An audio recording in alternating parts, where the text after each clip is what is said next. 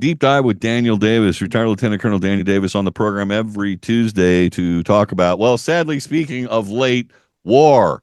Just got off the phone with Oliver Lane, the London bureau chief for Breitbart, talking about, of course, Ukraine. The fog of war came up. Did the missiles hit? Didn't they hit? Did they do damage? They didn't do damage. One side's got a statement. The other side's got a statement. But I mentioned the idea and wondering out loud over how much longer Ukraine can even continue to fight, regardless of the military hardware they are given and whether or not we're operating it. But there's a finite amount of people in Ukraine, and a lot of them are getting killed on the front line. And Oliver pointed out, when you see photographs in the frontline battlefields, these are old men. These are people in their 40s or 50s with, gray beards. And I mean, are those the backup reserve troops? Are they going through the old guys first before they get what's left of the young people because nobody's having kids anymore? Where are we on this? And you get where I'm coming from on this? Unfortunately, I do. And listen, there's also news out just this morning that puts a little bit more facts on this issue here, and that is that I think I may have mentioned in maybe last month or so, there was a piece out in the New York Times that had a graph that graphically depicted how much territory the Ukraine has been losing to Russia in the last 6 months, and there was a dramatic uptick. And as of October, it had set an all-time record that was more than all of the gains that Russia had made in 2022, which was pretty amazing since that initial invasion. And then now, as expected, the numbers out for so far in November, and you see we still got a reporting more than a week to go of the data from when it's already exceeded what they had lost in October. The last month, they have lost more square kilometers than any single month of the war. I mean, it's just unbelievable. And of course, commensurate with all of those territorial losses are human losses, and they're continuing to be killed in larger numbers. You're right. Outside of this issue with the hypersonic missile, and the Oreshnik, as it's called in Russian, it's a very real issue that by itself. But even off of that, by the headlines, off that on the ground, the ground is just continuing to go in Russia's favor. And no matter what anybody wants to say, if the war is not brought to a negotiated end pretty quick, then Russia will win militarily on the ground by force what they want. And that is a stark, cold reminder that most in the West just can't get their head around because they've been told stories the whole time about how Ukraine's winning and Russia's losing, etc.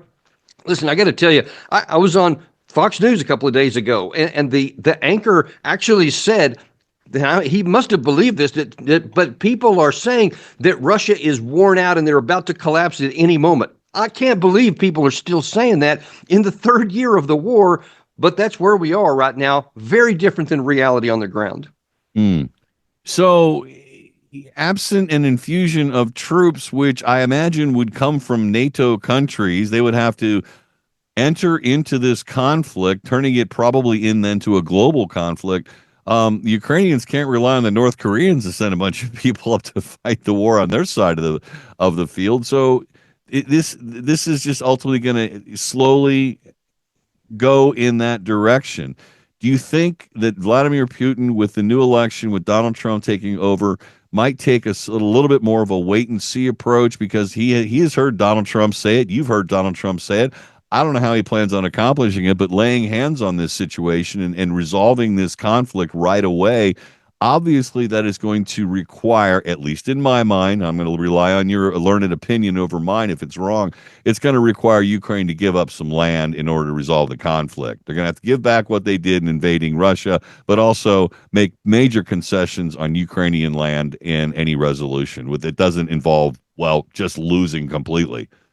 Right. On the first point, no, Putin is not taking a wait and see attitude. He is hit his foot on the accelerator, and he is pressing harder and faster, and they are taking more and more territory. He is going to do everything he can to put on the table before January 20th conditions for Trump to come and negotiate that says, I've got all the big cards here. I want to negotiate. He's already said, but Putin has willingly. I will definitely talk to him, would be happy to do so. He's never said anything different. All throughout the war, we've had many chances to have this stopped with negotiations. We're unwilling to do so. Now Putin is going to show both strategically with that Oreshnik that was just fired and tactically on the ground. I have all the cards, and if you want to have a negotiated settlement, it will definitely require the ceding of a large amount of territory. And then Russia it already has, and probably more than the current line of contact in negotiation. If Trump doesn't agree to that, he'll just keep his foot on the accelerator and keep going. That's the hard part about this. I kind of had hoped that by the time Trump came in, if he had won, that he would be in a position to maybe freeze along the current line of contact. But now then, that's off the table in my view, because Putin has the ability to say, no, I'm not willing to take any deal short of the territory that I think we need for our security. And so I think that we're going to be in a tough situation. And by the way, I don't know if you've seen, but there's been some really conflicting signals coming out of the Trump camp coming out. You had one, Mike Waltz on Fox News, recognized kind of what you said, that there's potential for conflict all over the place. We could be into a global conflict really fast if things don't get taken care of. So they want to have a negotiated settlement.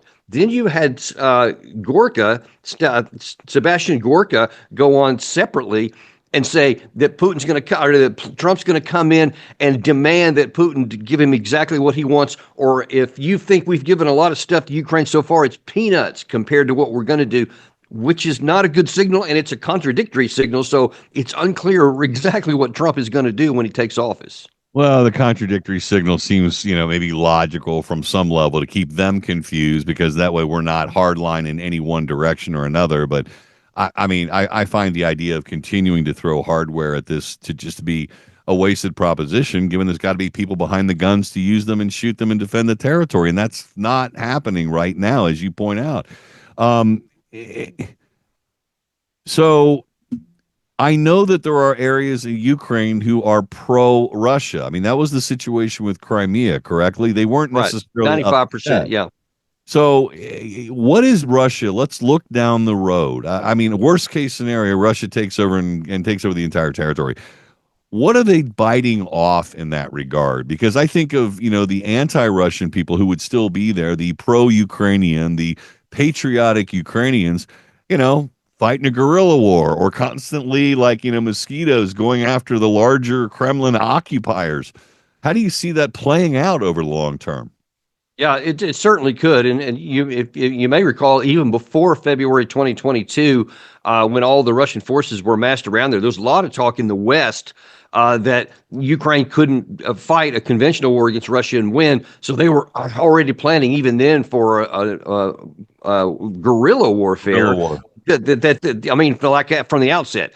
Then all of a sudden, Ukraine did a lot better in the first year than anyone thought, and they kind of tabled that. But I would imagine that there's so much hatred for Russia in the West that, just like we did in Afghanistan and when the Soviets invaded in the 80s, that we would probably still support, a clandestine operation just to keep Russia, keep people nipping at their ankles, etc. But I think that Putin is aware of a lot of this, and so I doubt very seriously he's just going to go and conquer all the country, because that would be biting off a huge hard headache for him long term, because especially in the western half of the country, there is intense hatred for Russia, and he has no interest in any of that. So I think that he would limit himself territorially to the other part, to the western part, as long as what's left in the what's left in the western part of the country is non-aligned and not going to be in NATO. I think that he'll be okay with that.